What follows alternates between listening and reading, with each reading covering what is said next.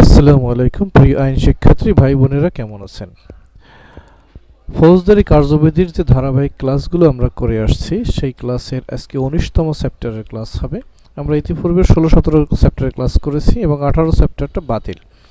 এবার আমরা 19তম চ্যাপ্টারে এসে জানবো যে অভিযোগের ধরন, একটা অভিযোগ কেমন হয়, ঠিক আছে, অভিযোগ করতে হলে তার মধ্যে কি কি থাকতে হবে, কিভাবে লিখতে হবে, ঠিক আছে, এই সম্পর্কিত বিষয়াদি আজকে আমরা জানবো।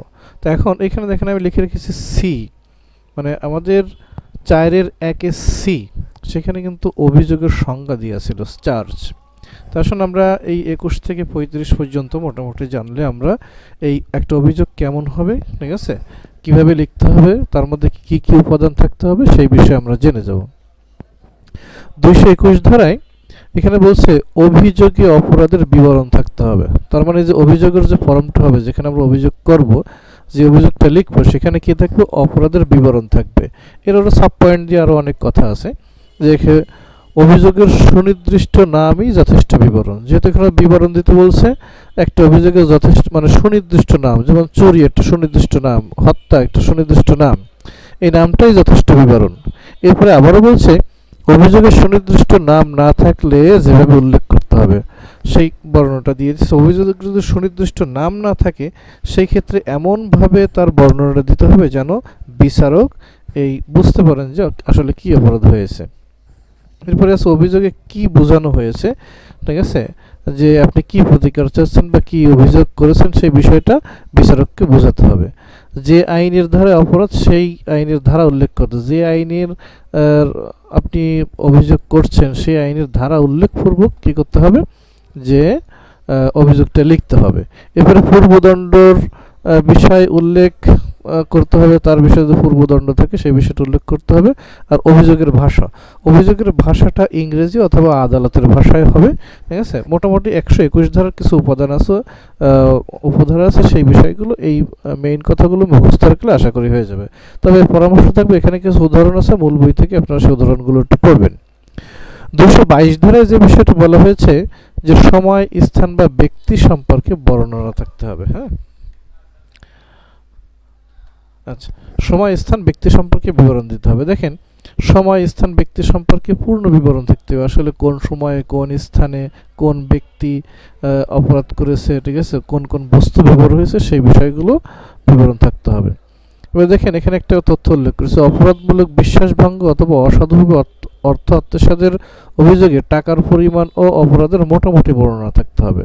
অর্থাৎ অপরাধমূলক বিশ্বাসভঙ্গ যেটা 403-এ, এবং অর্থ আত্মসাতের যে বিষয়টা আছে, সেক্ষেত্রে আমাদের কি পরিমাণ টাকা, সেটা মোটামুটি একটা বর্ণনা দিলে হবে, সেটা এখানে এই পয়েন্টে বলা আছে।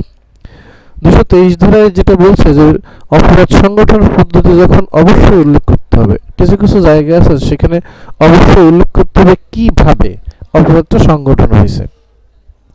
আমরা 221 ধারা এবং 22 ধারা অনুযায়ী বিবরণ যথেষ্ট হয়ে যায়, তারপরেও এই ধারা অনুযায়ী বিবরণ দেওয়ার পরে যদি যথেষ্ট না হয়, তাহলে আরও বর্ণনা দিতে হবে। এই আরও বর্ণনাটা কেমন হবে, সেক্ষেত্রে আমি দুটো উদাহরণ এখানে উল্লেখ করেছি, সেই উদাহরণগুলো আমরা একটু দেখলে ক্লিয়ার হয়ে যাবে। ধরুন, এই যে ক এর বিরুদ্ধে কোনো বিশেষ সময়ে কোনো বিশেষ স্থান হতে একটা চুরি করার অভিযোগ করা হয়েছে। তাহলে অভিযোগটা কি? যে চুরি করার। এখন কিভাবে চুরি করা হয়েছে চার্জে তার উল্লেখ করার দরকার নেই, যে কোন দরজা থেকে আসছে, কিভাবে কি নিছে, ঠিক আছে, শুধু চুরি করা হয়েছে এইটা বললেই যথেষ্ট। কিন্তু দেখেন, এখানে আরেকটা বিষয়, কয়ের বিরুদ্ধে কোনো বিশেষ সময়ে বিশেষ স্থান হতে প্রতারণার অভিযোগ করা হয়েছে। অভিযোগটা ছিল কি? প্রতারণা। এইখানে কিন্তু আপনাকে বলতে হবে বিস্তারিত কিভাবে প্রতারণা করা হয়েছে। অবশ্যই সার্জের সাথে বিস্তারিত বিবরণ দিতে হবে, যে কি কায়দায়, কোন পথে বা কোন ওয়েতে তার সাথে প্রতারণা করা হয়েছে। কিন্তু চুরি করার সময় কিন্তু এতটুকু দরকার নেই, যে এত টাকা চুরি হয়েছে বা মোবাইল বা ল্যাপটপ চুরি হয়েছে, এই বর্ণনা দিলেই যথেষ্ট। কিন্তু প্রতারণার ক্ষেত্রে কি পদ্ধতিতে, তার সব বিস্তারিত বিবরণ এই সার্জে উল্লেখ করতে হবে। আচ্ছা, এবার আসুন 224 ধারায় যে আইনের অধীন অপরাধ দণ্ডনীয়, অভিযোগের শব্দের অর্থ সেই অনুসারে হতে হবে। অর্থাৎ যে আইনের অধীনে অপরাধ কি হচ্ছে? দণ্ডনীয় অপরাধ, অভিযোগের যে সমস্ত শব্দ আমরা ব্যবহার করব সেই আইন অনুসারেই আমরা ব্যবহার করব, অর্থাৎ আইনের ভাষাগুলো আমরা এইখানে মানে এই অভিযোগ তৈরি করার সময় সেটা আমরা ব্যবহার করব। এবার এই 225টা আমাদেরকে মনে রাখতে হবে, ঠিক আছে। 225, এখানে আমরা একটা ভুলের ব্যাপার আছে, আমরা এটাকে বলি ছোট ভুল। 225-এ যদি এই অভিযোগে কোনো বর্ণনা যদি সেটা কি হয়, ভুল হয়, এখন সেই ভুল থাকার কারণে যদি ন্যায় বিচার ব্যাহত না হয় তাহলে মামলা চলবে, কোনো অসুবিধা নেই, ঠিক আছে। কিন্তু এবার এইখানে একটা বিষয় আমরা একটু খেয়াল করি, আমরা একটু 32 ধারায় চলে এসে, হ্যাঁ, যে 32 ধারা এখন ব্যাপকতার ভুলের ফলাফল। এখন ভুলটা যদি এমন হয় যে এমনভাবে অভিযোগটা তৈরি করা হয়েছে আসলে অভিযোগটা মিথ্যা হয়ে গেছে, অথবা যে বিষয়ে অভিযোগ করা হবে সেটা না হয়ে অন্যটা হয়েছে, সেক্ষেত্রে আমাদের কি করতে হবে, যে দেখেন অভিযোগ পরিবর্তন বা নতুন অভিযোগ গঠন, এখানে রিভিশন বা আপিল করা যাবে হাইকোর্টে, দণ্ডাদেশ বাতিল হতে পারে। এখন যদি ব্যাপকতার ভুল হয় সেক্ষেত্রে আমাদের চলে যেতে হবে এই যে 227 ধারায়, ঠিক আছে। তাহলে আবার আদালত কি করতে পারে, দেখেন অভিযোগ পরিবর্তন করতে পারে, ঠিক আছে। এখানে আমার একটা লিঙ্ক দিয়ে আছে, দেখেন দেওয়ানি কার্যবিধির 6 আদেশের 17 বোধে, সেখানে হচ্ছে আর্জি সংশোধন করা হয়, আর্জির মাধ্যমে মামলা, আর এখানে তো অভিযোগের মাধ্যমে মামলা। এবার দেখেন এখানে যে 227 ধারে বলছে যে রায় প্রকাশের পূর্বে যে কোনো পর্যায়ে এটা পরিবর্তন করা যায় আর নতুন অভিযোগ যুক্ত করতে পারবে। দেখা গেল যে এমন ভুল হয়েছে আসলে সে যে অপরাধের জন্য সেটা হয়নি, অন্য কোনো একটা ভুল হয়ে গেছে, সেক্ষেত্রে নতুন অভিযোগও যুক্ত করা যাবে, ঠিক আছে। এবার আমরা দেখি যে প্রত্যেকটি পরিবর্তন, ঠিক আছে, বা সংযোজন আসামিকে পড়ে শোনাইতে হবে এবং বুঝাই দিতে হবে। যদি অভিযোগ পরিবর্তন হয় সেক্ষেত্রে আসামিকে ডেকে সেটা পড়ে শোনাতে হবে যে ব্যাপারটা এমন হচ্ছিল যে তুমি তার আসামির বিরুদ্ধে চুরির অভিযোগ, পরে এর সাথে দেখা গেলো যে হত্যাও জড়িত হতে পারে বা ডাকাতি জড়িত হতে পারে, ঠিক আছে, বা অন্য কোনো বিষয় থাকতে পারে। যখন নতুন কোনো অভিযোগ হবে অবশ্যই আসামিকে সেটা পড়ে শোনাইতে হবে এবং বুঝাই দিতে হবে। আর এই যে পরিবর্তন হলো, এই পরিবর্তন পরপরই বিচার চলতে পারে, ঠিক আছে, যদি বড় কোনো সমস্যা না হয়। আর হচ্ছে যখন নতুন বিচার নির্দেশিত হবে, যে দেখা গেলো যে এই পরিবর্তন করার পরে এই যে নতুন অভিযোগ শুরু হয়েছে, সে নতুন বিচার হবে, ঠিক আছে, তাহলে নতুন বিচার নির্দেশিত হইতো, অথবা বিচার স্থগিত রাখতে পারে, যে বিচারক স্থগিত রাখে, যেটা পরের ব্যবস্থা নিতে পারে। আর পরিবর্তিত অভিযোগ অনুসারে অপরাধের বিচারের পূর্বে অনুমতির প্রয়োজন হলে কার্যক্রম স্থগিত। এখন যে অভিযোগটা পরিবর্তন হয়ে গেছে, অন্য কোনো অভিযোগ আসছে, সেক্ষেত্রে যদি ঊর্ধ্বতন আদালতের অনুমতির প্রয়োজন হয় সেক্ষেত্রে কার্যক্রম স্থগিত থাকবে। আর 231 ধারা যেটা, অভিযোগ পরিবর্তন হলে সাক্ষীকে পুনরায় আবার ডাকতে হবে, ঠিক আছে। তাহলে এখানে একটু গুরুত্বপূর্ণ যে সাক্ষীকে পুনরায় তলব করতে হবে যদি অভিযোগ পরিবর্তন হয়। আর আমরা এই 227 ধারাটা মনে রাখবো। আর হচ্ছে 32 ধারাটা ব্যাপকতার ভুল। আর এই যে 25 ধারাটা আছে, 225 ধারা, এটা হচ্ছে কি ছোট ভুল, এক্ষেত্রে চার্জ পরিবর্তন না করলেও চলে। এই ধারাগুলো মোটামুটি খুবই ইম্পর্টেন্ট এই জায়গায়। এবার হচ্ছে 233 ধারায় আমরা যেটা দেখব, সুস্পষ্ট অপরাধসমূহের জন্য পৃথক অভিযোগ, ঠিক আছে। অপরাধ যদি সুস্পষ্ট হয় তাহলে পৃথকভাবে কি করা যাবে, অভিযোগ করা যাবে। এখানে কিছু উদাহরণ আছে মূল বইতে, আপনারা যদি সেই উদাহরণগুলো একটু দেখেন বুঝতে আরও বেশি স্পষ্ট হবে। আচ্ছা, এবার এখানে একটু খেয়াল করি আমরা যে একই ধরনের 3টি অপরাধ 1 বছরের মধ্যে হলে একত্র অভিযোগ।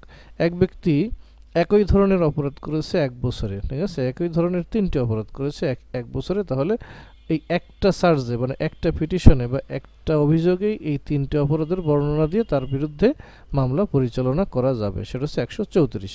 আর 135-এ যেটা বলছে যে একাধিক অপরাধের বিচার, ঠিক আছে, একাধিক অপরাধের বিচার কীভাবে করা যাবে, আমি এখানে একটা উদাহরণ দিয়েছি, উদাহরণ স্পষ্ট করে হয়ে যাবে। দেখেন ক ও গ, দেখেন সরি ক গ নামক জনৈক কনস্টেবলের হেফাজত হতে খকে উদ্ধার করলো, অর্থাৎ কনস্টেবলের খ আছে গয়ের হেফাজতে, ক তাকে কী করছে, উদ্ধার করছে। উদ্ধার করার সময় এবার কী করলো, এই গকে গুরুতর আঘাত করলো, ঠিক আছে, উদ্ধার করার সময় গুরুতর আঘাত দিল তাকে।